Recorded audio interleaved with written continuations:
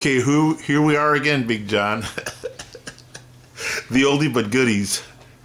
Okay, are you ready to make this new video, John? Let's do it. All right, the title of this video, if you guys want to give it a title, Handle It Again. Handle it again and again, okay? And at the same time, as we get right into it, before we let John take over here, you know, one can ruin a lifetime of work. You hold this to be true. I hold this to be true. If you one wrong pigeon, that's right. Okay, can ruin it. That's right. And it's not just, you're not just talking outside pigeon coming in. We're talking pigeons within your own loft. Okay. All right then, John, you ready to go? Let's go. All right, let's go. Okay, so we're going to do a lot of things about, try to give you a little understanding of type. We all know that we got to fly them. Yeah, use the very best rollers to start with. Again, like that old saying, if it was just as easy as putting the best two rollers that you own together and create a stud of pigeons, everybody would be scoring 500 points in these competitions. But it just doesn't work that way. And so that's why we're going to try this afternoon here to try to give you some understanding of type and which pigeons to use and which not to use. So Johnny's going to ask some questions, and I'm going to try to answer them to the best of my ability. So let's go. Okay, John, you've been to bird shows, you've been to in people's backyards, and they put out that bird in the show pen, cock or hen or whatever, and you're looking at it and you're saying like, wow, I'm going to bag that bird. Yeah, see, but tell us what happens, John. That's a thing that, you know, I think we all got to handle our birds. And again, your very best spinners, and I'm not just saying a roller, handle that bird, understand his type. You know, try to handle some birds that maybe aren't very good, and see if you can figure out the difference in the type, because these pigeons are athletes and they got to be built right to roll right. Mm-hmm. And we all got to try to get an understanding of that if we're going to make better pigeons. And I think this also is going to basically be building a stud of pigeons, not just getting a bird from X, Y, or Z and putting them together, get some hybrid vigor going, and oh man, look what I got going. And then you breed your own and things don't seem to go properly, and then another guy gets out of pigeons. This is a very difficult hobby, and to understand type is the main thing. And like John was saying, sometimes you put a bird in a show pen, man, if that's a nice pigeon, and then you put him in your hand and you say, yeah, this pigeon he looks good, but he isn't very good. And then the next one, you put one in the show pen and he stands kind of funky, and then you handle him, and man, he's got the hard body, he's muscled properly. Mm-hmm. And so sometimes they can give you a negative effect a negative or a positive effect. And that's why usually a good one looks like a good one. But you got to learn how to handle your pigeons, and you got to learn which type rolls, because they all roll, but I'm going back again. You want to try to figure out spin type, and that's a little different than roll type, because you know the birds will roll from slop to A pattern, and is A pattern as good as it gets, or is there still something beyond it? You know, and then we want to fly a nice kit of birds, and sometimes you don't want this bird that rolls awesomely, but he only rolls once every half an hour. He's not going to do you much good in a kit, but yet out of a bird like that you can develop a whole nice family. And the thing is, you don't want to breed backwards. A lot of people buy a pigeon, and then this pigeon is a legend, and they just keep breeding out of it, and then they give their buddies, the youngsters, and maybe this pigeon's not very good. And there we go again. There's, mm-hmm. like the old man Pinson said, you know, one bad pigeon can ruin a whole stock loft. Give us an example of the NBA and NFL, John, you know, and the management part. It's like, you know, we all watch football probably is one of our best sport that us pigeon guys like to watch.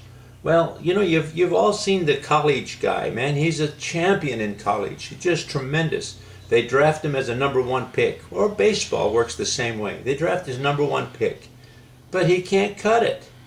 So, you know, so what they train him, they spent a ton of money on this kid, and he's not working out. So finally, they cut him loose. And then another team takes a chance on him, and he don't work out for them, and they cut him loose, and then that's kind of the end of his career. Well, I'm giving that example as same as a pigeon. You know, if your buddy's got this tremendous pigeon and he gives you some youngsters off of it, or say one youngster, and it just doesn't work, so you keep breeding it to a different hen. Your buddy says, "Oh man, that's out of my best cock. It's got to work." No, it doesn't work, because again, we go back to it. If it was just as easy to breed out of the best spinner and made it to the best spinner, we'd all have great spinners. It don't work that way. Birds, first you test them in the fly pen, see how good they roll, and then they move them to the stock loft. And that's a whole different thing. Once you move them to the stock loft, it don't really matter how much he rolled or how great a roller he was. Is he a producer? And again, I think Johnny will agree with me, good hens are easier to get than good cocks. And once you get a good cock, and you get a cock that you can move to different hens, and they click, click, click, and you're getting a good one out of this one. And also remember, even when this great cock like that you got, or someone has, every youngster he produces is not going to be a champion or a usable pigeon. We got to remember that. They're not all good. And the tougher we get, and try to use only the very best, and if you take say a cockbird, put him in the stock loft, and you breed him to a couple of hens, and you get nothing out of him, well, it's time to move away from that pigeon, as difficult as that may seem. And then, you know, you've got to use the ones that produce for you. Keep what works and get rid of what doesn't. Keep what works and get rid of the rest. I think we all get sometimes, oh man, I like this pigeon out of this guy, and I like this pigeon out of this hen, and I want to try it, and I want to try it. Sometimes we all use birds that we probably shouldn't be using. Or because it's out of this, it's out of that. What's it saying? Know. Just like, I can't think of it right now. Just like, same as, and down out of. Anyway, as a coach, manager, you know, of NBA and professional football, you know, sometimes when these college guys come in, you know, say that, for instance, they're quarterbacks or running backs, and sometimes they use them in other departments, right, John? Yeah, that happens sometimes. That happens sometimes, you know. And the reason why I'm throwing this in there, because sometimes the pigeon may work on another bird that may not work on the bird that you've selected. You know, I've seen that happen many times. I just thought I'd throw it in there. Yeah, that's why I think. But when it doesn't work, you know, with several, that's why you got to give a bird a second chance. You got to send them down the road. But you know, the older, like Johnny and I have been, you know, for sure. I'm an old fart, and I haven't got any more time in my life to spend years screwing around with some pigeon. They either work or they don't, and it just seems like they go that way. And you know, it's a fun hobby, but it's tough. It's hard, and you know, I've judged a lot of shows lately, and sometimes some of the birds that are in the shows, I wish I could talk to those people more about, you know, the type on their pigeons. Sometimes people are just going in the wrong direction, and sometimes I also feel that if these people aren't really flying their pigeons, they're maybe just breeding and put the show pen. You gotta, again, this spin type is so important, because from a great spinner you can breed birds down a notch maybe for your kit birds, but from a bad spinner you can't create this champion. It just doesn't work that way. And like I say, there's always an exception, maybe one in a zillion, but most of the time your top birds will produce your top birds. I always say you got A pigeons, they're all A quality, and then they'll breed you some B quality, and maybe even less than that. So, well, you really like this one, it's a B, so you made it to an A. And so now you got an A and a B, so you're going to get stuff in between. And then maybe one of those youngsters you really like, and it's really a C pigeon. So now you've got a C and an A, and you're going to be here again. And the further that separation gets, you're not going to get back up here again. It's really funny you're saying all these things. It's just like mating a blue bar hen on a blue checker cock, T-pattern. You can get everything in between, but you're not going to raise the bar. Yes, that's the idea that we all want to do, is we want to raise the bar. And, you know, once you establish a good family of pigeons, and you get very selective with your pigeons, you can keep that line going for a long time. And then there's an old guy in England, his name was Odie Harris, one of Johnny's favorite. He says you got to surround. What was that thing? It's to surround yourself. The circle of trust. The circle of trust. And that means that it's always good if you got some buddies that are building the same family as you are, because you can, even though they're raising them a little different, this guy's raising a little different, and you get a pigeon from him, and that's your outcross within the same family. Anytime you bring in a bird, an absolute strange pigeon, you don't really know what that pigeon's going to do. And when you made it into your stock, you know you're going to create a new family. That's a new family of pigeons again. And if you do bring in something, make sure it's a hen. And make sure it's well bred, not just a bird from the roof. It's well bred, right? And you know, pet shop or something. And remember, just because it's down out of, just you know, it doesn't necessarily make that pigeon a champion. The pedigree may be right, but is the bird right? And that's the hardest thing we have to figure out, and it's a lot of trial and error. Some people depend on that pedigree a lot, but you know what? It's got to line up. Yep. If the pedigree says great birds, then you know, if the bird that you're breeding, you know, that you bred and it's rolling and producing, then that pedigree is right. If it doesn't produce or whatever on different birds or whatever, there's, you know, how can you hang on to that pedigree? Right, worthless. that pedigree's wrong. Yeah, it's just pedigree's paper. worthless. It's paper. And pedigree is nice, and it's a good way to keep records, and that's also very, very important. Keep records. Find out, you know, as you go a couple of years into it, you'll find out that you might have this hen over here, and seems like no matter what you do with this hen, everything seems to work out. And that's always pay attention to your records. Keep it close to your vest, you might say. Pay close attention and learn by yourself. And if you get a pigeon from somebody and they've been in this for a long time, ask them to help you. Ask, you know, don't just go buy pigeons from somebody and buy, you know, spend some money and buy a bunch of pigeons, and this person doesn't want to step aside and say, hey, I'm going to help you. This is the way you should mate it. This one's a good one, and this is what you're looking for. But yeah, when Pensum said, you know, don't breed out of unorigined pigeons, you know, that means a bird that you don't know. That's right. You know, it's not just from a foreign land. You know, sometimes you can get a bird from a foreign land, but you can communicate, and you know he's got good birds. You know what I mean? But an unorigined pigeon is a pigeon that you know nothing of. Like if you strayed it in or went and bought it, you know, like there's guys that have done that, and then that bird haunts them in the long run. Can you explain, John? Yeah, well, that can happen. A lot of times, you know, you bring in a strange bird, and again, that first mating you do with it works because it's hybrid vigor, and then you got to, after the next generation, you got to start breeding your own. And what do you do with that pigeon? Where do you breed it again? Do you breed it back to one of its youngsters, and so on and so forth? Then, if you want to do that, if you're making a new little family, keep it aside. Don't just cross a bird into everything on your property. And if you breed in an open loft, don't bring in a strange cock that you don't know, because or there hen. you go.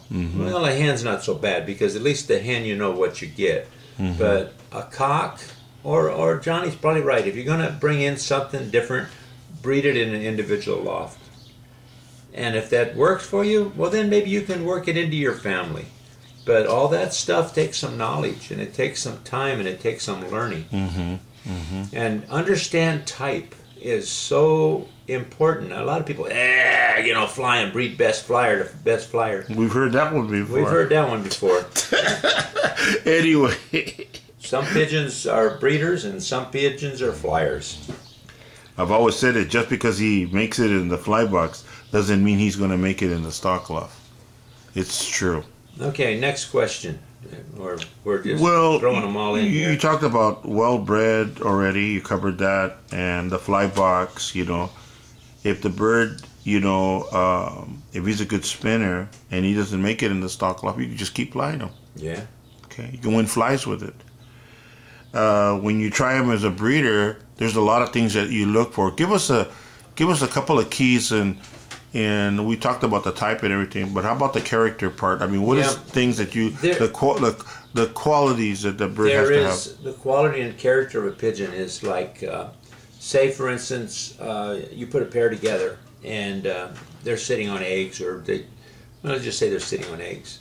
and every time they see you, they jump off the eggs. Or you put a little bird in a show pen, he bounces off the walls. You know, or just nervous pigeons, they're not worth using either. Pigeons got to be calm. You know, Commandeering. Yeah, they got to be to the point. If you try to catch one, you don't want to sit there. He wants to fly away, but you don't want him just bouncing off the walls and all this stuff. But most important thing again, do they sit tight on their eggs? Do they raise good youngsters? All of these things are important. Just because this bird was a spinner, and again, birds that fly out of the kit, terrible pigeons. When you get young bird and it does that, maybe move it to a younger kit and give him a second chance. But most of the time you'll find that once these birds don't kit, and don't breed out of birds that don't kit. Don't breed out of roll downs. Don't breed out of a bird that's got bad qualities, because just going to pass it on. It's just like human beings, you know. It's you gotta use the best of the best. The best to the best. Yeah. And all of these things are important. Character of these pigeons is very important. And do they have a good look? You put him in the show pen, does he look at you and say, "Oh man, maybe I know you"? Or does he, as soon as you try to reach for him, he's bouncing off the walls?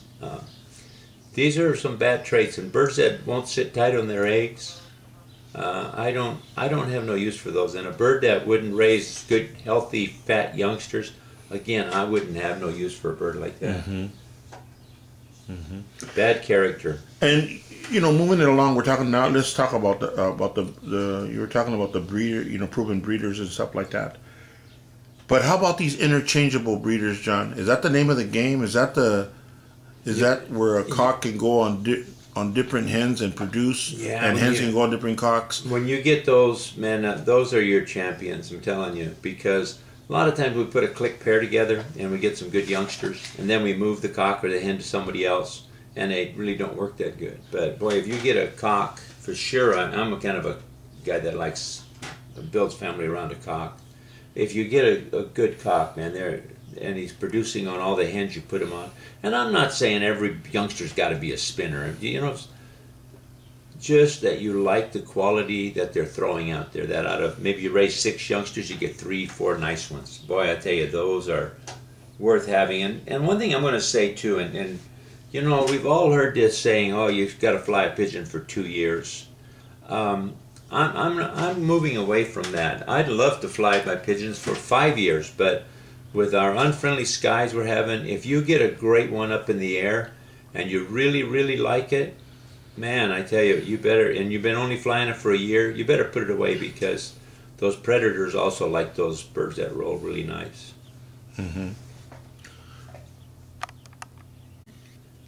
All right, Johnny wanted me to just bring something. I had rollers as a kid for many years, and you know, as you're building a family of human beings, sometimes you move away from the rollers. In the early 80s, I got back in, and I went everywhere to buy pigeons. I was looking for the type of pigeons I had when I was a youngster, and I just couldn't find them. I just couldn't find those deep, nice spinners. And one day I met a couple of guys up in Northern California that kind of became my friends at that time, and I got some birds from them, and you know, I got to a point where they weren't really working out too good for me either, but one day I picked up a blue bar cock from the same family, and out of that cock I built the family I have today. And progression is what we're looking for now. I had a pigeon, we call him Toes. He was a dark check cock. He was out of this, he was 3/4 of the original cock. Now he was a better breeder than that cock was, even though that cock was good. So progression, you want to try to keep moving forward. And I'm saying this cock produced better pigeons, more good pigeons than his father. And then fortunately I mated him back to the father's sister, and I made another cock that really put me on the map. And you got to keep moving forward. You got to keep progressing. You got to keep trying to make a better pigeon than you got before. And I'm not saying, you know, pretty soon you're going to have the world's greatest roller. You just want to keep progression. You want to have more good ones. That's what happens. After a while, I think there's they can only roll so fast and so deep. And you just want, instead of breeding 2 this year, you want to breed 5 next year, and so on. And you don't want to have those years where you don't breed nothing. And then you're not putting your matings together properly. Because once you acquire these birds that, I call them spin type. And to me, that is when the wings look like they're transparent when a bird rolls. And he doesn't have to be too deep because, you know, again, the deeper they go, you know, you hear these guys say, I got a 60-foot bullet. Well, I'm not one that really believes too much in that stuff. I think about a 30-footer, 20-footer is about the best pigeons you're going to get. With that roll absolutely correctly. And you wouldn't want to have 60-foot rollers in a kit anyway. I mean, why would you do that? Well, and they're going to come in. And the other thing is, once you establish, when you're getting into trying to get a family of birds from somebody, you know, nobody's going to give you the best pigeon. So what you got to do is be very selective. And if you might get 10, 12 birds from someone, there might only be one worth keeping. But you got to figure out which one's worth keeping. And if you get a group of pigeons from someone and they don't work, well, you can only do so much with them. Then you got to move ahead, and that's what makes this hobby so tough, because it's difficult to get these pigeons that'll progress you forward. But everybody can do it, and it just takes a lot of work. And use the proper pigeons. You know, when you first start out, if you get a good cockbird, maybe you got to breed it back to its daughter. And you got to just keep trying to move forward and trying to breed some good pigeons. They're not all going to be good. Remember that. I don't care if you have $1 million cockbird. He's not going to produce you 100% good ones. Results. You got to get results. And if you don't get results, you know, I did that when I first started out too. I went everywhere and bought pigeons, and man, I got rid of a lot of pigeons, and I spent a lot of money. But eventually, I got a couple of good pigeons, and I made a couple of more good ones, and then I made a couple of more good ones. Well-bred pigeons. You got to start off with well-bred pigeons, and then Pensum talked about it takes 5 years to learn certain birds. You know, I like that. I think he was talking about the 514 hen, to be honest with you, but I call it the 5-year cycle. So you have what, 25 years? You go 30 years, 5, 5, 5, 5, and those years, I mean, they go fast. Yeah, they do. But the birds should improve. Yeah, because we've all known people too that, oh, I got this 5-year plan, and then 5 years down the road, they still have a 5-year plan. Nothing has happened. And, you know, you got to use the right pigeons in this hobby. That's the whole key. And like I said, if you get a couple of good ones, that's a start. I want to talk about something else, too. The gentleman that has been winning the Nationals, you've talked a little bit about him. Oh, Mark Ritter. Yeah. You know, how you did a little background check on him and everything, you know, because you study. I met the guy a couple of times. But this guy, he knows pigeons. But he scratched the surface on the birds that he got. You know, he did it well, and he's been real successful. Tell us a little bit about him, John. Well, tell us a little bit about what we're talking about. I know that Mark always had an old family Pollonas, is what I've been told, and then he got birds from another fancier, and in fact, he got the birds from a friend of his that really didn't like them. And Mark, out of that family, I'm not sure if he crossed in some of his Pollonas, but I don't think so. I think he kept the ones he bought pure. Now, this guy now is, the last 3 years, he's won 2 fall flies, and he's come in 3rd.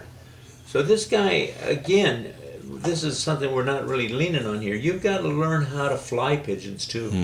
You know, like, we know if you got the best breeders, and you didn't know how to fly your pigeons, or you didn't know how to feed your pigeons, you probably have some of the greatest pigeons and you wouldn't even know you had them, because all they're going to do is fly. Overfeeding, underfeeding, and what you feed them. Flying pigeons is an art. It really is. And as you notice, if you look at the results for the World Cup for the fall flies, a lot of names come up over and over again. You know, and that's what we got to learn. And if you know someone that really knows how to fly pigeons, you've got to talk to them and say, how do you feed your pigeons? And you might not want to feed them the same thing, but you want to kind of feed them the same as. You might want to feed pellets while someone else feeds Milo. I mean, you got to figure out what works best for you. But to fly pigeons, again, is an art. And Well, from what I hear, that this guy was not the person that had the birds from Don. Don Olet, yeah. Okay, the guy maybe just he didn't like he them. wasn't he was not successful with those. Let him go, from what I heard.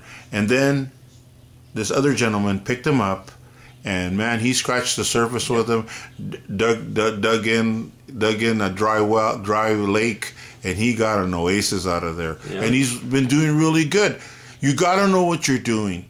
That's why I kind of figured this guy knows what he's doing. He knows how to breed them. And then today, the more hawk-free sky you have, the better birds you're going to have, because it's tough. And you know, I'm really battling these days with the predators. Mm-hmm. I try to tell these guys, I go, you know what? Study all you can, not just in selection or this video that we're making. You know, one bad pigeon can ruin a lifetime of work. Okay, don't expect us to put everything in one video, but you see, the thing is that, as I'm saying, you have to learn all the areas and read. Yeah, read all you can on it. All you can. Yeah, and talk to the guys that are winning. Talk to the guys that can fly the good spinners, whether he's in competition or not. Norm Reed said it best. He just barely passed away. He always said, "You may not have my birds, but you can always learn something from Norm Reed." And I hold that to be true. You can always learn from someone out there. Somebody in your neighborhood to someone clear across the world. You know, we live in a world now that, man, information is endless. The information highway. So, you know, we're just throwing this in here this morning, you know, because you want to make the birds better, okay? You want to make the birds better, but it starts with well-bred, you know, study them in the fly box before, during, and after, you know. Make sure you get breeders that qualify, you know what I mean? Make sure they have everything that you're looking for, and produce those proven breeders and make them interchangeable where you could use them, you know, on different hens, you know, and the hens on different cocks, the cocks on different hens, and you're on your way. And then the 5-year cycle where you're making them better and better and better. Now, I've known John for a while now here, and I can tell you that I can share with you that John's made these pigeons better and better and better. I would say the 5-year cycle. What do you say? 5-year cycle? Every 5 years, you could tell. But during that time and everything in between, John's making those birds better. John's making those birds better, and that's the way you got to do it. Most people don't understand. I knew Jerry Hagens. I knew some of the old timers, you know, out here. Frank Lavin. Charlie Saldana, you know, different Bob Scott, all the old timers, and something that's consistent. These guys were very disciplined. Very disciplined. When they were in the top of their game, they were very disciplined, and that's also important as we wind down. Now, we're going to get a chance to handle a couple of pigeons, like what John termed squeeze a couple of pigeons, and John's going to elaborate some more stuff pertaining to this video. At this point, we hope that you're enjoying this. We're not there to put anybody down, but if somebody can grab something good out of this, yes, we've done our job. All right, John, will you want to care to wind this down right here, and then we're going to go to the back of the things that we talked about, like sort of summarize it, sort of. Yeah, we can do that, and I'll just try to show a few little things on what I feel is proper type, and it takes time. You know, you have to handle pigeons, but handle your best rollers, and then handle some that don't roll at all, and learn the difference, because, you know, it's like they're athletes. Remember, and all athletes, whatever sport they're in, and this is flying, these are flying animals, they've got to be built properly to roll the best they can roll.